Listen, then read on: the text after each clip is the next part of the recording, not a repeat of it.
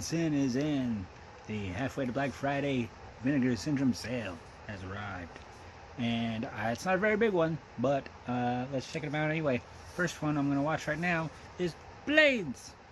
Just when you thought it was safe to put. Apparently it's like Jaws on a golf course. Instead of a shark, it's a lawnmower. So I'm going to go check it out right now and let you know how it is.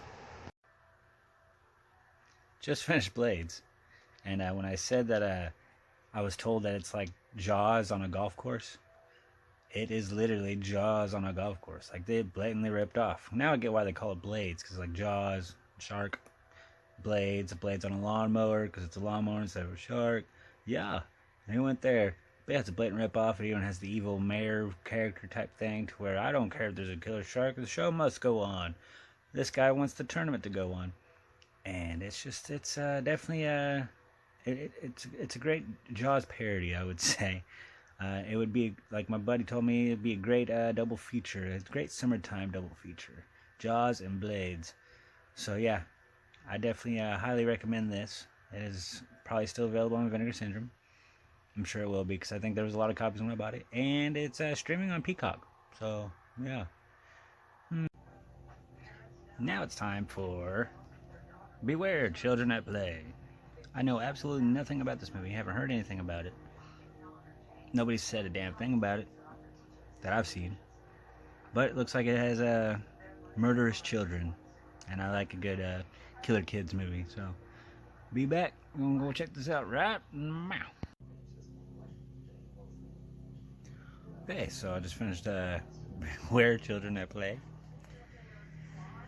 Wow, okay. Where do I begin? The acting and dialogue are god-awful. And trust me, I have low standards with these kind of movies.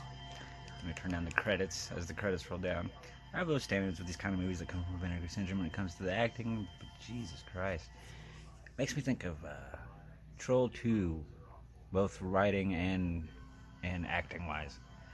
But what makes Troll 2 better is that their dialogue doesn't go on and on and on and on and on. This one does. And it gets really weird and biblical, I guess, and religious, and that ending. Oh my God. Yeah.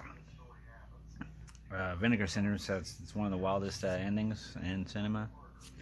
It was pretty wild. But this is because it was poorly executed. The fucking special effects, the practical effects, whatever you want to call them, often atrocious. But with that being said, I would recommend watching with some friends. It's one of those that can easily be riffed on. You and some buddies, crack up some cold ones, and just riff away. So that's the only time, that's the only time I'm ever going to watch it again, is if it's with friends. Like, hey, you want to see a really bad movie? Watch this. Anyways, let's see what I'm going to watch next. Okay, so this next one I have seen. I saw it as a kid, and I remember enjoying the shit out of it. Just like a lot of us. I'm sure a lot of you. And that, of course, is Ticks. The Ticks 4K release from Vinegar Syndrome. So I couldn't refuse it. I hope it holds up. So I will be back and let you know if I think it does. But even if it doesn't, this is beautiful anyway. So yeah, be right back. Ticks, still a classic. With I'm Infested.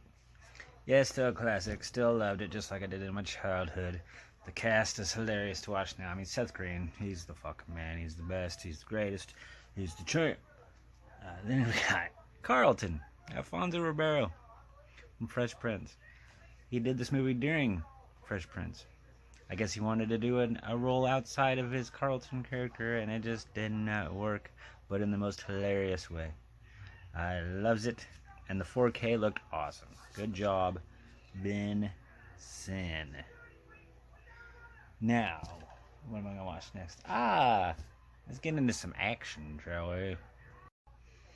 Not one, not two, but all three Tiger Claws, the entire trilogy in this movie with its nuts and what's her nuts, Jalal Marie or whatever. I guess he's probably had some kind of deal with Vince, and he's got other movies that he's released on there too.